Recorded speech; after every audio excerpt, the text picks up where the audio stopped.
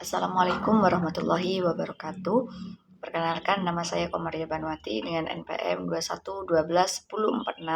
211210460117, mahasiswi Tadris Bahasa Indonesia Universitas Islam Zainul Hasan Genggong tahun 2021. Baik, pada video ini saya akan menjelaskan tentang hukum rok tafhim, rok tarkik, qalqalah sughra dan qalqalah kubra. Simak baik-baik. Dalam kajian linguistik Arab, istilah ro tafhim merujuk pada yang diucapkan, yakni pada huruf ro. Pada fenomena fonetik di mana huruf ro dengan penekanan atau kekuatan tertentu merupakan salah satu aspek penting dalam mewujudkan pengucapan Al-Quran yang mempengaruhi kejelasan dan kekuatan suara dalam membaca teks suci tersebut. Ada beberapa yang akan saya deskripsikan pada hari ini, yaitu tentang ro tafhim dan ro tarkik dalam hukum bacaan Al-Quran. Kemudian yang kedua yaitu mendeskripsikan qalqalah, yang mana qalqalah ini terdapat dua jenis, ada qalqalah sughra dan qalqalah kubra dalam bacaan Al-Quran. Tafhim, ro tafhim. Dalam bacaan ro tafhim menurut bahasa ia adalah tasmim, yang artinya dipertebal atau gemuk. Ro tafhim ini cara membacanya, yakni huruf ro itu dibaca dengan tebal atau tafhim. Contoh-contoh ro tafhim itu ada beberapa. Ro tafhim yang berbasis fathah atau dhammah, yang mana di sini di slide saya diberikan contoh seperti di atas ini. Rabbana warrasulu. Nah, pada Rabbana warrasulu itu bacaannya itu dibaca tafhim. Kemudian ro yang bertanda sukun dan huruf sebelumnya berbaris fathah atau dhammah. A'anzartahum yarhamu.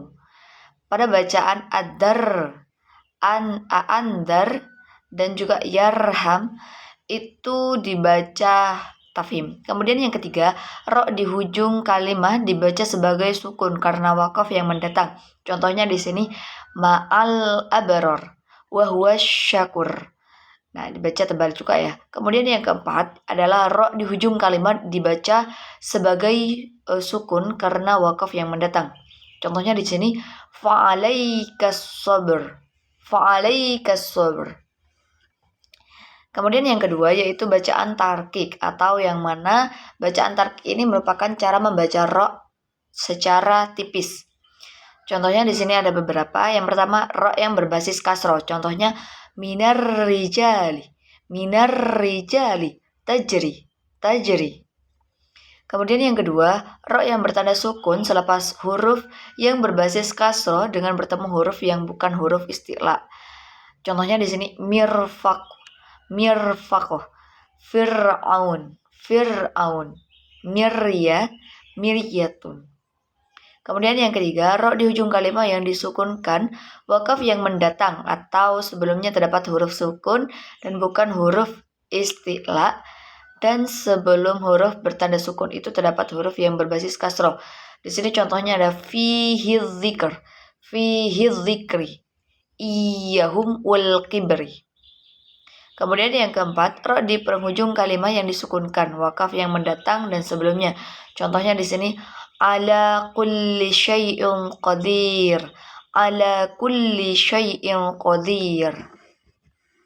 Kemudian yang kelima, contoh tarkik, ro yang diwakafkan sedangkan huruf sebelumnya berbaris di bawah atau kasroh. Contohnya huwal kafir, anta mudzakkar.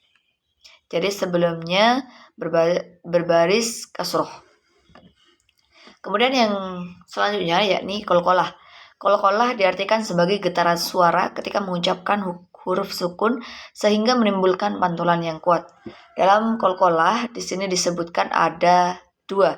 Ada qalqalah sughra, ada qalqalah kubra. Huruf-huruf qalqalah di sini ada 5 yang biasa disebut qad bujatin. Ada huruf qaf, ada huruf to, ada huruf ba, ada huruf jim, ada huruf dal. Yang pertama yakni qalqalah sugro. Qalqalah sugro ini apabila salah satu daripada huruf qalqalah itu berbaris mati dan baris matinya adalah asli karena harokat sukun dan bukan karena wakof. Di sini contohnya yaqta'un. Ini qalqalah sugro karena dibaca tipis ya. Kemudian selanjutnya yaj'alun.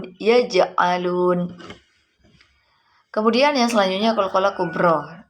Qalqalah kubro ini adalah qalqalah besar atau qalqalah ini dilakukan apabila bacaan diwakafkan tetapi tidak diqalqalahkan apabila bacaan diteruskan. Sadidun bil haqqi.